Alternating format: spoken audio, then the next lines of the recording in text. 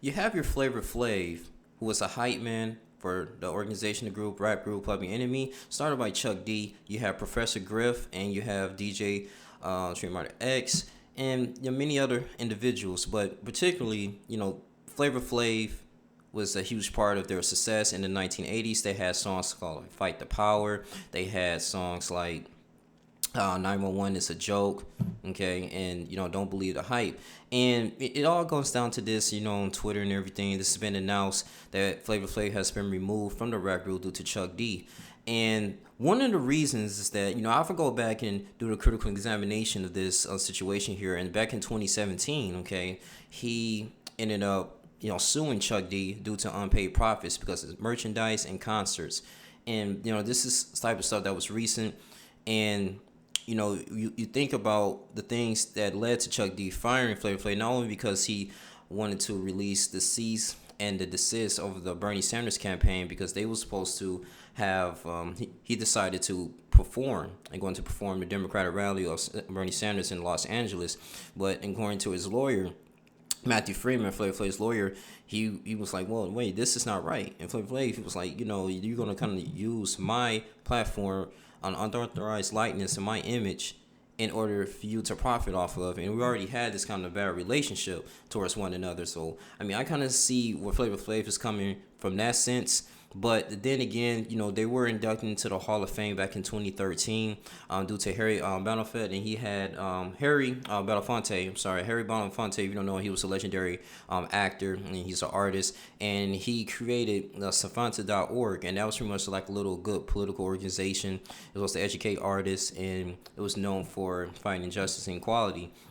And it's something that Chuck D's vision, this whole his whole point of the pinnacle of hip hop, to use music in order to help generate and help out the black community, because the black community in that particular time was on the war on drugs. It's still a lot of things that goes on, and they want him to have a political voice, and he collectively come together and was like, hey, we're gonna talk about the upliftment. We're not gonna talk about negativity. We're the opposite of an NWA and these type of rap groups. We're gonna really go deep inside and just use the culture as a way to uplift our people and send a message. And I think he did a really beautiful job as we're in the trademark. Even in the 1980s, Chuck D even wrote the logo. He drew the logo as well, and he wrote like the vision and what he wants to do. Now, Flavor Flav is really not a good advocate for Public Enemy Radio.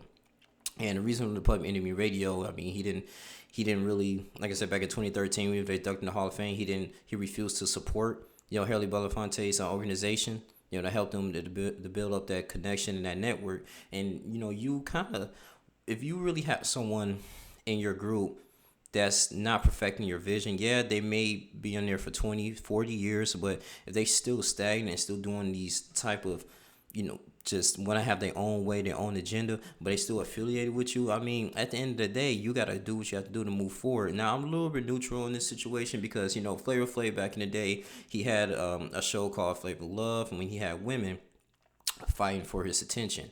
And you think about like, dang, he was part of a injustice, more inspiration rap group, and you see what he's doing in his life, and that can be a negative atonement and perspective on Chuck D and his image, and he just probably had to land to the executive decision like, hey, we're just gonna have to let you go. Now, Flav Flav did tweet and stating that, hey, you're gonna fight. I've been over here for 35 years. I've been the hype man, going to concerts, been on tour with you. You made a lot of success here, and you're gonna sit up here and just destroy me or just get rid of me because my view on politics. Now, he did not endorse President Bernie Sanders, and people on the news saying like, well, you can't fire an employee over their political views, but he doesn't consider himself an employee. He considers himself as a partner, and that's to come to another discussion of like, is what Chuck D is doing is it legal or not? But according to his lawyer, he said, hey, this is my trademark. I can do what I want to do. I am the part owner. I'm the owner of this. I started all of this. So it's really pretty much moving into a new direction. But you think about this, even, back in 1989, you had DJ, I think Terminator X, no, Professor Griff, I'm sorry, Professor Griff in 1989, he made anti-Semitic comments, and he reunited with them back in 1998. So it's been like 9 years, like to the point that he actually came back and it was taken seriously into the group. And then was other people that were really that took their place in the group. So Chuck D is really more about just uplifting the empowerment of black people. And I appreciate his music back in the day, because it was many black kids that needed to hear that, to hear something on the beat, because music is powerful. Music is a way of frequency, and he understands that. But he said this is more than the Bernie Sanders thing that goes on. It's just the long, brutal history and business that he's been dealing with Flavor Flav. And it's just to the point that it hit that boiling point, like, hey, we're gonna have to do something else. We're gonna have to move sideways. You always want to do what you want to do. He can't even differentiate between Barry Sanders and Bernie Sanders. I don't know if it's insulting intelligence, but it's more like, I think, metaphorically, Chuck D was saying that, hey, well, you don't know when to take things serious. You can't separate reality from entertainment. And I think that's what slowly with, if Chuck D really criticalized and analyzed Flavor Flav's move and what he's been doing in his personal life, he thinks like, hey, you're not contributing to the Emily radio, but you still want to have royalties here. We got to part ways with you. You don't want to perfect the agenda. You don't want to do or help move forward the agenda, because everything you do is a reflection on me and other members of Public Enemy. And I'm pretty sure they had different great discussions about this. And I'm not saying that Philip Faye, he can vote for whoever he wants. He can have no type of political view. But when you have a track record of not contributing to Emily Radio and the progression of the company, besides what you think you have done in the past, but you still want to be affiliated with it, it's kind of really hard for people to take you serious. And I think this is what it comes down to. It's a sad thing, to hear about this, because this probably potentially saved Flavor Flav's life. We don't know how something you've been around for 35 years that really impacted the whole world, through just positive music, and it inspired a lot of smaller rap groups coming up, man. And just being a hype man and just making all the sacrifices you need to to provide for yourself, and you finding love and all these type of things, and people trying to judge you what you do outside of that, but you still have to uphold an image. And I just think that maybe making Public Enemy a bad name in a way, but he wants to use his clock, all this type of things. And it's kind of crazy, man, that he just a profit off of Flavor Flav, even though he's not going to perform. He said, hey, this should be Chuck D's performance, not Public Enemy performance. But this is when it comes to a gray area. The individual, he owns it. He can do whatever he wants to do. He can affiliate with you guys or not, So, I mean, I don't know, man. It's a really sad thing, but hey, it is what it is. I think about like the Killer Mike. He was part of an Andre 3000, and them. I think it was the Outcast, or whatever. So, and he's endorsing Bernie Sanders, but I think they have a different relationship. He's not out here. I don't think he's the sole owner of Outcast and all that type of stuff. So, that can be kind of completely different. But vice versa, if Andre 3000 was endorsing Bernie Sanders and everything, and Killer might decide to not, perform or whatever, if they have like, some type of rally and, his contribution to Outcast Radio or whatever, I mean, should he get,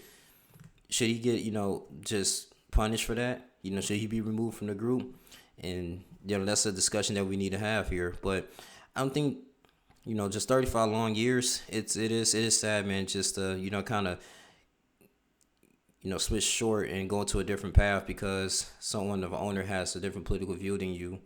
And it's just pretty much analyzing all his moves and things that he's been doing in the past, though. So we're going to see more of this, I think, as the news progress, according to Rolling Stone. But I was just like, man, I had to really report this. But maybe this is going to be a learning lesson for Flavor Flav. Who knows? Maybe he can start his own stuff. I know he's been, probably doing different businesses. But one of the great things, I want to say this about Chuck D. He said the reason why he supported Bernie Sanders is because if you can answer those 3 black struggles like he had in 2016, that his granddad died. He had a granddaughter that's being born. So he knows that healthcare is a top priority. And he was like, hey, this is a dope dude. I'm going to go ahead and stand behind him. And I'm going to have a great relationship and network with Bernie Sanders of Enemy Radio. But, hey, if none of your members is not supporting your vision, it's going to be kind of hard, just to help them stick around. It's going to prove like an anchor or a disease. And I just think that's why he made an executive decision to get rid of Flavor Flav. So you guys tell me what you guys think, man, here. This is really interesting, man. They had a long history here. And, the cease and desist it was really a very concise statement here with Flavor Flav. He said, "Don't do this. You don't, telling Bernie Sanders, don't go ahead and just don't use my trademark Clark on unauthorized likeness and image. And it's just trying to get money, man. Even though I did not endorse this candidate. Now he does have a right to say these type of things, but man, this is like a real huge dark beef that goes on right now. So I feel like he's just hit the final straw with this. But that's all I really have to say, man. It's your boy Young Link Jr. You guys continue to like, comment, subscribe. Flav was on the best hype man that really kind of contribute and market for Public Enemy. So you had to give him that credit. And see him gone right now. We don't know if it's temporary or anything, but it's not a really. I want to sit up here and just laugh at this situation though, because like I said before, he probably need this to keep him sane and everything, man. And we don't know if his royalties are going to stop too, so there might be some more suing going on. It may get ugly out here, but that's all I gotta say. If you want interviews here, please email me at rodney9312@gmail.com. I appreciate you guys for listening. I'm out. Deuces.